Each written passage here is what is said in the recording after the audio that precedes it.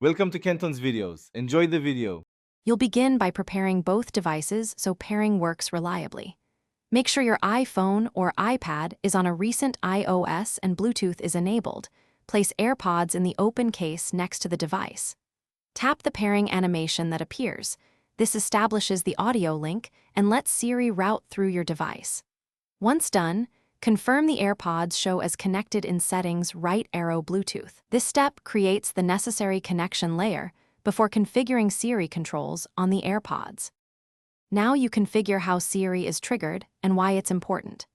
Go to Settings right arrow Siri and search and enable Listen for Hey Siri, so voice activation works hands-free. This trains Siri and improves detection. Next, in Settings right arrow Bluetooth, tap your AirPods info and assign press and hold or squeeze gestures to invoke Siri.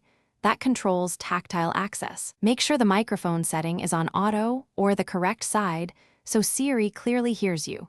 Good input equals accurate responses. Finish by testing and refining behavior. Ask, "Hey Siri, what's the weather?"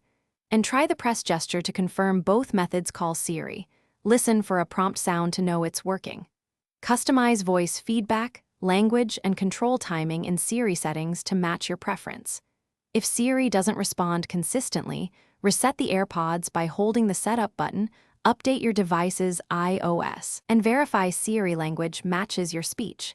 This single troubleshooting action resolves most connection or recognition problems. Thanks for watching. Consider subscribing if we helped you.